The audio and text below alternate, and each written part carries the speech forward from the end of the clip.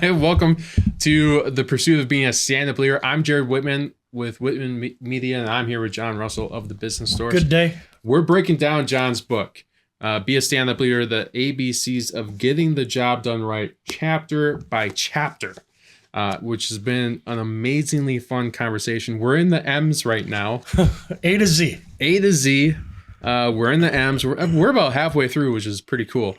But it's a great conversation. There's a lot of gold nuggets that get picked up because you have 40 years of experience from John, about 10 to 15 years experience from me. And I'm really excited for this episode's topic, which is marketing. Yeah, right. Because we both have backgrounds It's in our marketing. big deal, isn't it? This is our jam right here. This is our jam. I'm so excited for marketing. Yeah, it's interesting. We're at about the halfway point. And I could tell the audience, we're thinking about putting together a course. Oh, yeah. Yeah, that's And it's getting more exciting. yes. Because if we go down that rabbit hole, we're going to take these subjects and do deep dive on how to walk through your life as a professional Yeah. and be a stand-up leader. Yeah, I'm excited. Pretty crazy. I'm excited for that. So that's something we're working on for down the road. But we got to get through this first. And I think like when we look at that and doing that, well, now we're building a marketing strategy and a marketing plan, and now it's like all this component. Right. One thing leads to another. Well, yeah, one thing leads to another. I never fathomed that we would be talking about implementing this other side of this brand and this project, evolving this project further than what we had. I just thought when I started, which seems like such a long time ago, I feel like I've matured so much in the time. I had a vision that someday this would be more meaningful. Yeah. In a more immersive way. Okay. And that's, I think we're headed down that path. I think so. I so think so these too. chapters are short and sweet for a reason, because I don't want to get bogged down in minutia. But if we turn this into a course, there's going to be a ton of valuable information. I think there really is, because, and really when it comes down to the topic of marketing, most businesses or most entrepreneurs they're not versed in marketing, right? They're like, I'm working for a home service company. One of the owners is a plumber, and that's when they started. The other owner is a teacher, and they don't really know much about marketing other than buying leads with Google and not really developing a full marketing strategy. So I'm really excited for this topic because we get a chance to pull apart the concept of what marketing is. It's a hard concept to wrap your mind around. Yeah. And in preparing for our session today, it always brings me back to the beginning, which is put yourself in a business environment for a second. Yeah. When you have either a product that you're bringing to market or a service that you're bringing to market, in oversimplification terms, it starts with an idea. Mm-hmm. I have an idea. I'm going to start a marketing consultant firm.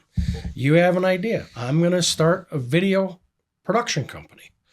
So we got this idea. So the next step after you get some fabulous energy from an idea that you have that you're going to take to market is you've got to do a little research and development. You have to research the category that you want to enter into. You have to research the competition. You have to research all there is to know about that particular business. In your case, video. Yep. In my case, marketing consulting. Yep. And if you're going to be a service provider, you kind of have to work towards mastery of that aspect's knowledge. I agree. And it's difficult because if you're going to put yourself out there and become an expert, you better have your game on. That's where my 40 years is worth quite a bit. And the fact that I've had a lot of different experiences with a lot of different companies has just added value to my own ability to help other people navigate rough water. Yeah. So start with an idea, you go to research and development, and then now we're going to go to the marketing people. Yep. In our world where you're a solopreneur, we do all of it. Yes. Right? Or you're going to hire somebody. Right. Like you said, the plumber and the school teacher that formed a company, they needed to reach out. They found you and they're like, hey, Jared, will you help us market our business? Correct. So when a company prepares to take a market or a product or service to market, it's the marketing department that does the pre-development work to determine what features and benefits are important to compete against competitors and prepare that product or service so that it has a demonstrable competitive advantage that makes the product or service attractive for buyers. I thought about that today. And it's just a fact. Yeah. It's our job to make sure that the services we provide are as good or better than anybody else. Right. I prefer better. Yep. Because I want to work with somebody who's going to give me a competitive advantage. Working with you and the video project that we're working on here, in my estimation, pretty significant competitive advantage. And that's an example of good marketing in motion. Right. So marketing is also responsible to researching pricing. How much are we going to charge? We talked about that in making money. Right. Distribution. How are you going to get your product out there? Product placement in the retail sector. Yeah. Or even in the non-retail sector. As a service company, how are you going to position and place your products so that they're available so that your people can communicate them to the public? Right. I call it creating cheat sheets for the technicians in the field. Sales collateral. They're not salespeople. I'm like, give them the sheet and tell them to give it to the customer. Right, yeah. Read right off. Yeah. You know, they don't even have to think, well, Yeah. we're not in sales. You don't need to be. Just give them this. Yep. You know, so we created great marketing pieces so that they could communicate the opportunity. Product placement, display, related merchandising that helps bring the product to the forefront of the consumer marketplace. You see that in retail. Yeah. End caps, point of purchase, you know, where is the best spot that we want to position our product? You know, that's marketing. And I'm kind of touching on this stuff because you have to define marketing because it's not advertising. Correct. Advertising's part of marketing, but marketing's not part of advertising. Right, yeah. Kind of. So that includes colors, logos, packaging, customer follow through, everything that relates to your product and the deliverable all the way through the follow up after purchase. Yeah.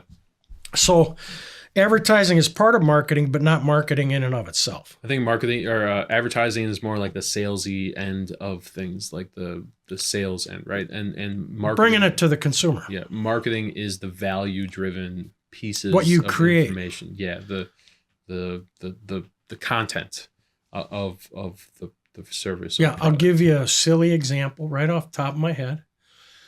Your equipment and working with Lucas behind the camera is an example of your marketing that you can use to help explain to a potential business owner, a potential stand-up leader, Yeah. why they should work with you. Yeah. It's because you have this awesome Canon and because you have that awesome Sony. I mean, you got great equipment. Right. I would be all over, like, let me show you what we use when we go on location. Yeah. To me, that's great marketing. Yeah. You probably don't have a sales piece like that. No. Well, we'll have to work on that. Well, So one way to think about marketing your product is to think through the consumer buying experience and remove all the friction that could occur that would prevent somebody from buying. yeah, I like that. I like looking at the buyer's journey, and there's this infinite loop of a buyer's Right. journey, and there's each set like a home service company. 4 different personas in the consumer market Yeah. that you have to take into consideration when you're talking about the buyer's journey. What are they? I don't even know. Humanistic, spontaneous, and 2 others. Methodical, I think there and one more. I can't remember. There's different segments, right? So there's people there. If you're a home service company or really any company, you're going to be looking at research and trying to understand if they have a problem, what their researching is. looking at the reviews and all that Right, stuff. Make right. sure you're dialing in on the company that they're going to choose, and then calling that company, and then working with that company, and then doing the follow-up stuff. So if you're a home service company, then they going to buy a maintenance program, and then go into this other funnel of the buyer's journey and all that. So you said it, the process could include developing personas for each type of customer that you hope to purchase your product or service. You have to tailor your messaging differently Right. for somebody who's a spontaneous buyer Yep. versus somebody who's a methodical buyer. Yep. Spontaneous buyer buys on the fly, more transactional, doesn't care about a relationship, just wants to make the deal and let me go, I got to go. Or they have a need. Or they have an immediate need. Yeah. Yeah, methodical is somebody who's going to take a lot of time. I'm going to do a lot of research. I'm going to spend about 5 or 10 hours on the computer studying all the different aspects of what I'm looking at and what I'm looking for. I got some friends that are so smart. Yeah. They are methodical about everything they do. They never make a bad purchase. Right. They spend their whole life trying to figure it out. Yeah. I think and then to piggyback off that, like these different buying types, you want to create content that feeds to those different buyers, and different content that feeds to different generational buyers, right? Different generational prospects. Right. So like video is all the rage, but then there's still people that like to read blog posts. So then now you can repurpose your video into a blog post, and exactly repurpose the blog post into and change up the language a little bit so that you're tailoring the words for that type of persona. Yes. Humanistic is the third one. Yeah. I want a relationship. I don't care about everything else. I want you to like me. Yeah. I want to be able to like you. We want to be friends, and then I'll buy from you. I think that's part of marketing is building the brand, building that relationship between the brand and the prospect. And if that prospect becomes a buying customer, then that customer into repeat customer. So it's the relationship, building the cultivation of the brand and the marriage eventually to a customer and repeat customer. And I think that's a chapter in one of your books, repeat customer, which is such an important strategy if you're just a home service company or on. It's a whole chapter. There we go. On personas. We're going to get to it. In the P's. We're in the M's. Competitive is the fourth one. Competitive, spontaneous, methodical, humanistic. I learned this from the guys at Wizard Academy. Yeah, great.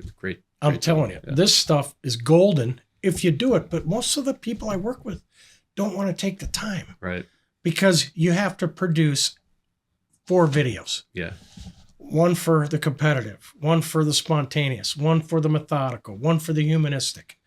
Who is going to take the time to do that, Jared? I mean, I will, and I can help out with that. I know, but I mean, that's hard. It is hard, but I mean, if you want to be able to connect with all the people that you can connect with, marketing in the right way, having a marketing strategy in the right way, but then also looking at if you're going to record this one way, why not tweak it? Create a line, right? Create a second line, like isn't it A/B testing we talked about? A/B testing, yeah, or batch recording. So when I create a video for a home service company, I look at what are all the areas that we're going to use it in. How are we going to use this? How can we record everything, all these pieces of content at once? So without getting into this whole nother chapter, messaging strategies. For competitive, empowered, results-oriented, commitment, freedom, easy. For spontaneous, believability, awareness, energy, ease of use, experience. Methodical, process-oriented, excellence, relationships matter. And for humanistic, all relationships, compassion, simplicity. You just have to take those concepts and weave them into your marketing. Yeah. So that different people can relate to your message in a way that fits their personality. Yes. Is that simple? Yeah. Not that hard. Important for us to beat that drum a little bit. Yeah. Because messaging, and we've talked about communications before, it's at the root of everything that we do. Yep.